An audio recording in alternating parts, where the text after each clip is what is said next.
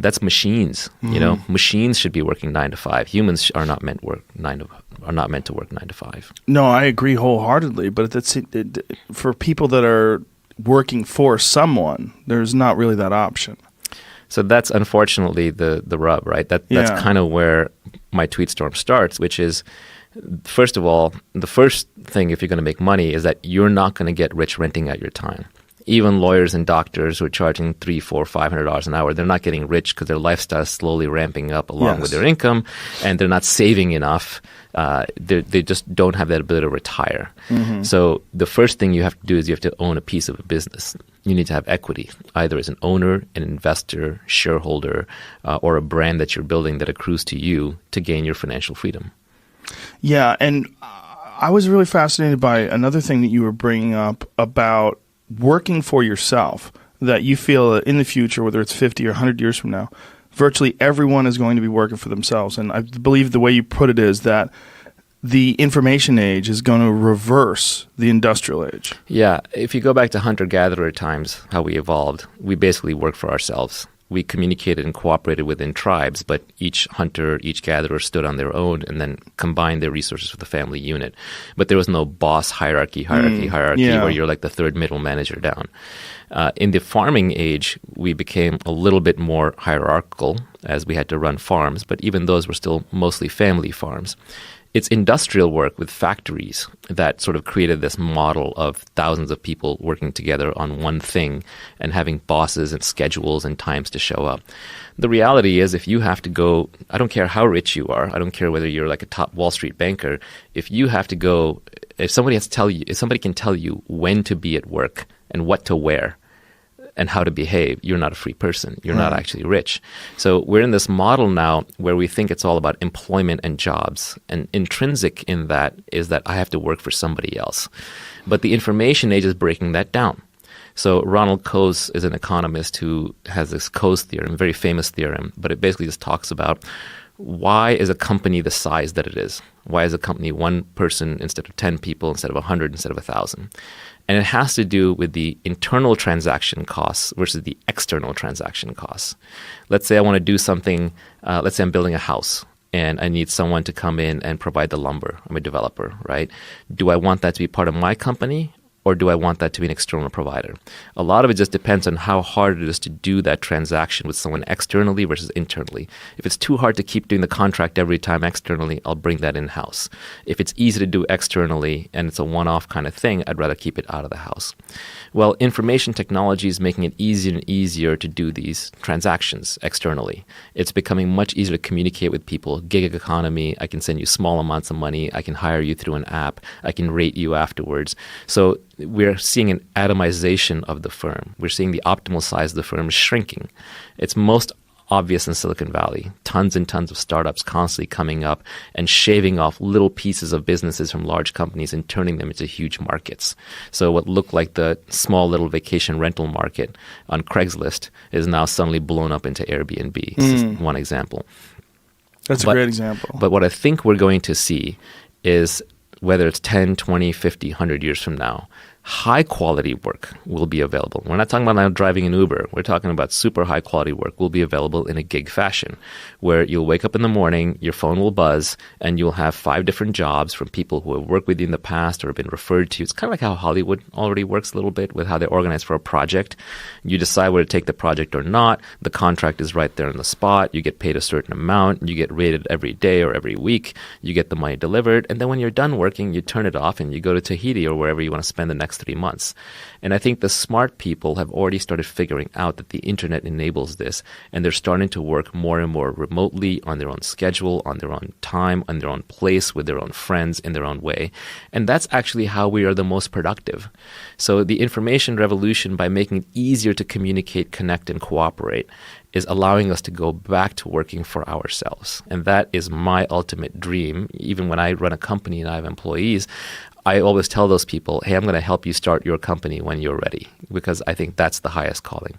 Maybe not everybody will get there, But it would be fine if we were even working a 10-person company or a 20-person company is way better than working in a 1,000-person company or 10,000-person company.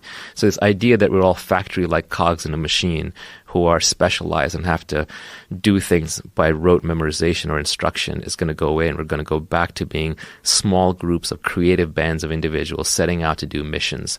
And when those missions are done, we collect our money, we get rated, and then we rest and reassess until we're ready for the next sprint. Has there ever been a study done on happiness as it regards to the size of companies? Not that I'm aware, but to me it's obvious.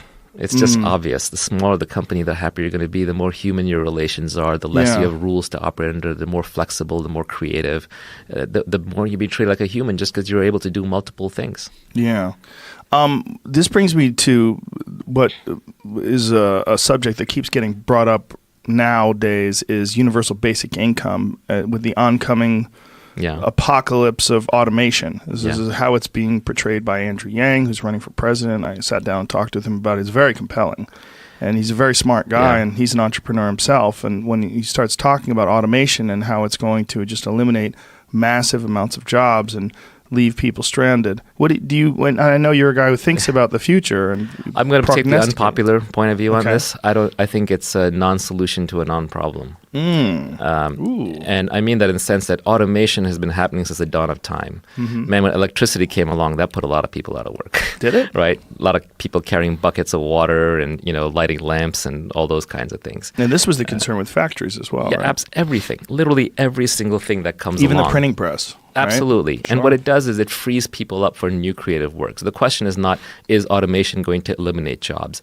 There is no finite number of jobs. We're not like sitting around dividing up the same jobs that were around since the Stone Age. So obviously new jobs are being created, and they're usually better jobs, more creative jobs. So the question is, how quickly is this transition going to happen? And what kinds of jobs will be eliminated, and what kinds of jobs will be created? It's impossible looking forward to predict what kinds of jobs will be created. If I told you 10 years ago that podcaster was going to be a job, or that playing video games is going to be a job, or commentating on video games is going to be a job, you would have laughed me out of the room. Those are nonsense jobs, but yet here we are. So society will always create new jobs. Civilization creates new jobs, but it's impossible to predict what those jobs are. So the question is, how quickly is that transition happening? Well, the reality is, even though everybody keeps talking about this automation apocalypse, we're at a record low unemployment. Explain that.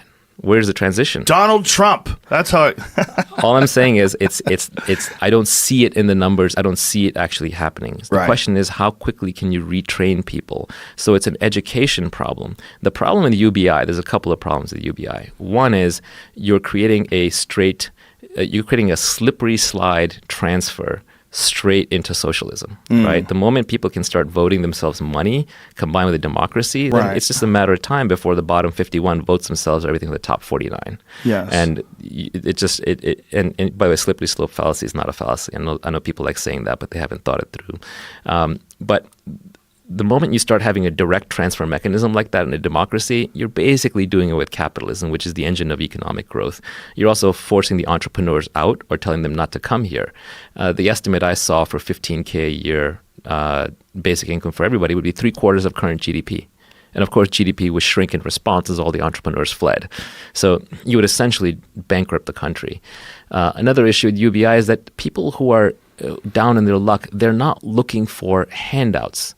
It's not just about money. It's also about status. It's about meaning. And the moment I start giving money to you and put you on the dole, I've lowered your status. I've made you a second-class citizen. So I have to give you meaning. And meaning comes through education and capability.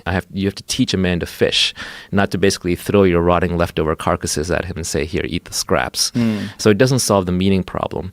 And lastly, it's nonsense to hand $15K out to everybody. You want to means test people. There's no reason to give it to you and me. So you end up back towards the welfare system where you do have to figure out who needs it and who doesn't.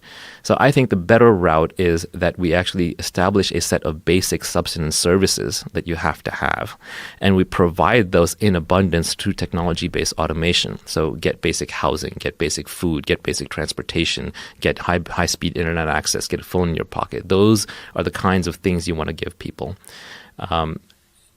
And finally, in terms of the rate of automation, I think we can educate people very quickly. One of the myths that we have today is that adults can't be re-educated. We view education as this thing where you go to school, you come out when you're out of college and you're done. No more education. Well, that's wrong. You have all these great online boot camps and coding schools coming up. There are ones that'll even pay you to go there now. You can educate people en masse, and you can educate them into creative professions. People who are talking about AI automating programming have never really written serious code. Coding is thinking. It's automatic structured thinking. An AI that can program as well or better than humans is an AI that just took over the world. That's endgame. That's the end of the human species. And I can give you arguments why I don't think that's coming either. People who are thinking, and I know I take the opposite side from some very famous people in this debate, but we're nowhere near close to general AI. Not in our lifetimes. You don't have to worry about it. Even